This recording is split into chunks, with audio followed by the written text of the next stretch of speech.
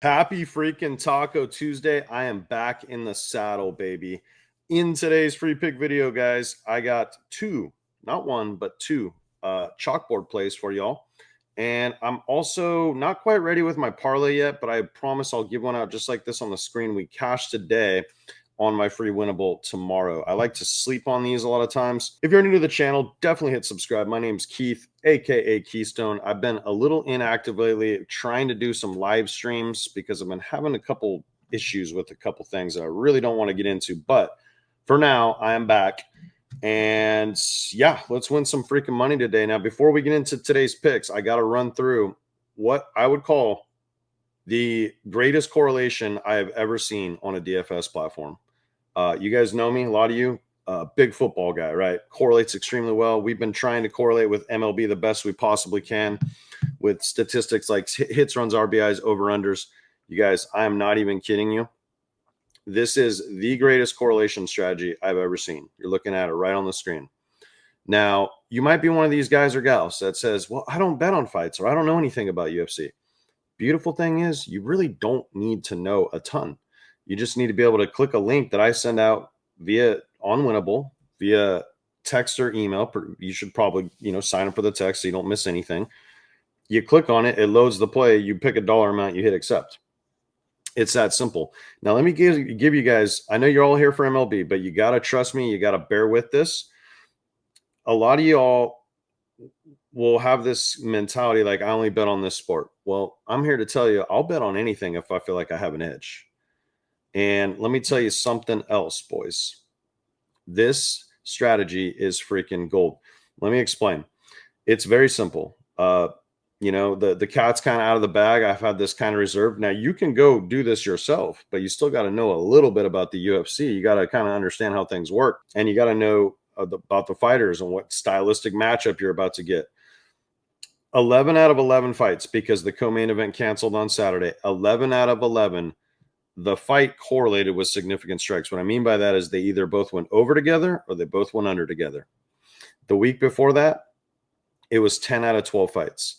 The week before that, I believe it was the same. The week before that, the one I was at in Kansas City live, was 12 out of 14. This is an insane strategy. I'm surprised they honestly are letting us do this. And this is why it probably only pays 15x, because for 6 picks, you're like 15x. Well, that's not great. But I'm telling you, you can't look at it like you just picked 6 things. You have to look at it like you picked a 3 pick. And a 3 pick for 15x becomes very attractive. Guys, this shit absolutely smashes. So what we're kind of doing is we'll set about 15 of these. So if we hit one, we absolutely draw dead even. And then anything else after that, it's one of these. It's just bam. So here's the second one.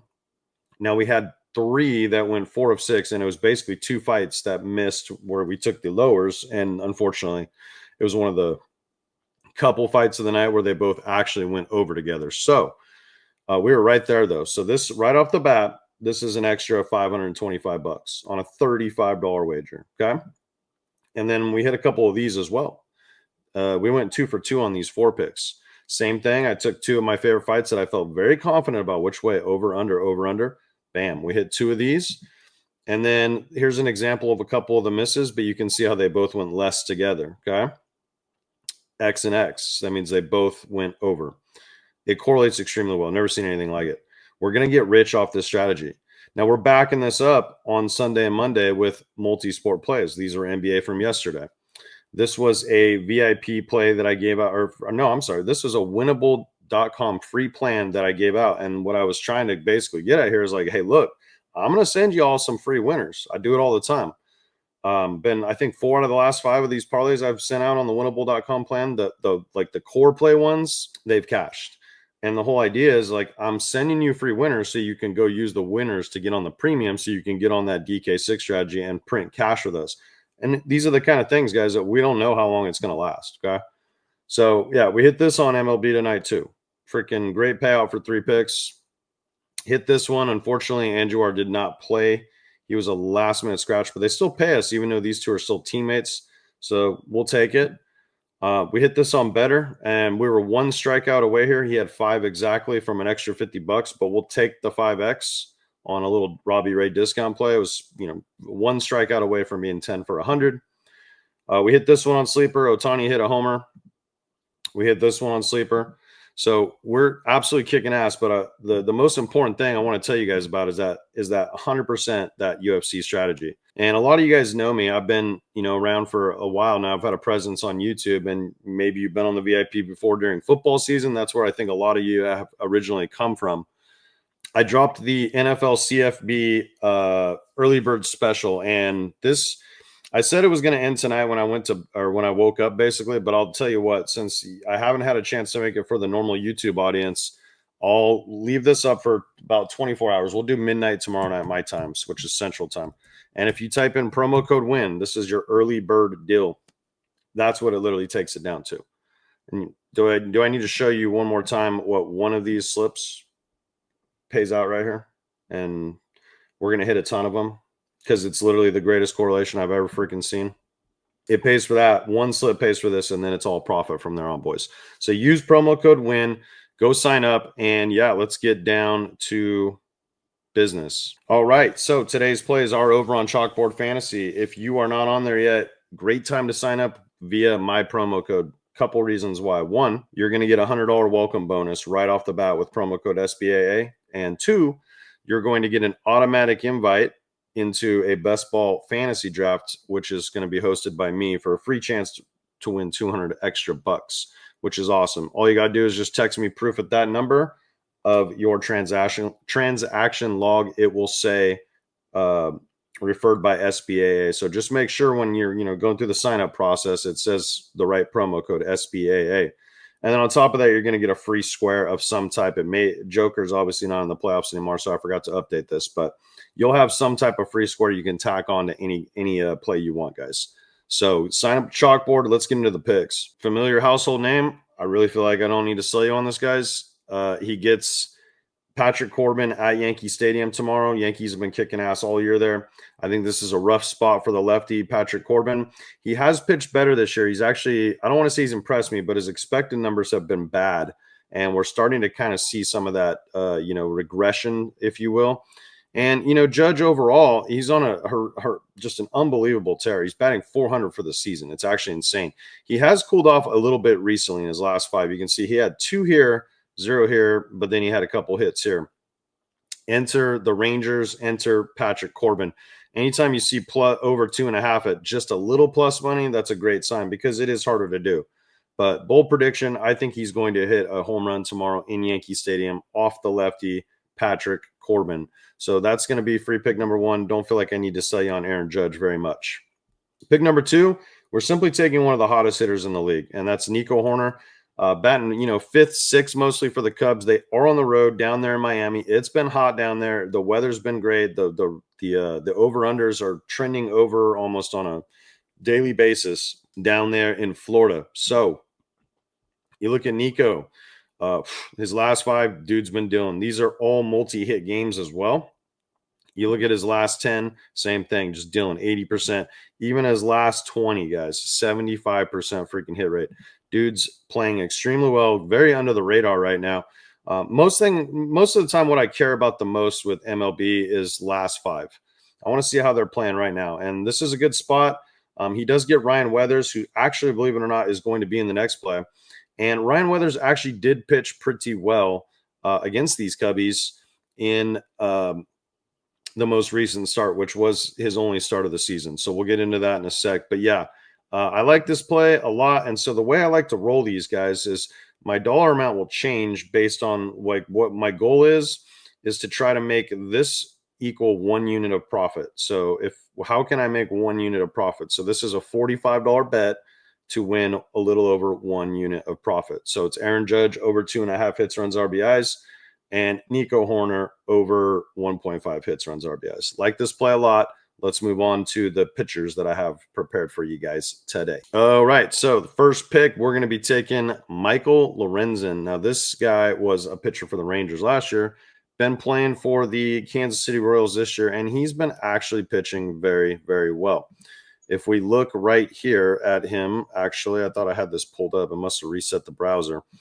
We need 17.5 outs. Books have it as pretty much a pick 'em. But if you look, 4 of the last 5 here is the thing we're looking at. Head to head, he probably actually did play them last year. And I wouldn't put too much stock into this. This was a long time ago. It was last season. The Giants roster has changed pretty significantly. But I don't know. I feel like playing at Kauffman tomorrow, I just feel pretty good about it. I like the form he's in right now. And, I'm sorry, this is actually in Oracle Park. That's what I meant to say. So he's pitching in a pitcher's park, which I do like. And this is also an evening game, which is good. You like the day games in San Francisco, they tend to actually be more higher scoring. The night games, once that cold, the stadium is literally right off the San Francisco Bay. So right when it gets cold at nighttime, the wind starts coming in. Even in the middle of summer, I mean, it will get chilly out there. It gets really chilly right off that bay, and it leads to a lot of lower scoring games a lot of times. And I just, like I said, I like the form this guy's in recently. I told you guys the last five is the thing I care about the most. He's only had one miss here. And he's thrown consistently about 85 to 95 pitch range, which is what we like to see. So as long as he avoids like one like terrible inning, I feel like he should have a very good chance to pitch 6 innings tomorrow against the Giants. Their starter Chris Bubik tonight. Now, granted, he's a lefty, little different. He pitched, I believe it was 8 innings. Yeah, 8 innings against these Giants, who they're kind of a very streaky offense, if you will. So that's going to be play number one. Michael Lorenz over 17 and a half hours, which means he needs to pitch 6 innings, boys. Play number two. Some of you guys might not like this one. You can always fade it if you don't like anything I'm doing. This is just what I'm running. I share it with you guys, trying to help you win some extra money. Okay. Ryan Weathers, we just talked about him. His only start of the season came against the Cubs, and it was recently. Now, when guys play a team very close like that, a lot of times I always give the edge to the hitters. But he pitched pretty well in this game, so he did go over this. He pitched 5 innings exactly, and he pitched 76 pitches, which in his first start, that doesn't surprise me that he didn't crack the 80s, but he did pitch very well in it. He only gave up like one earned run, I believe. It says it right here, I think.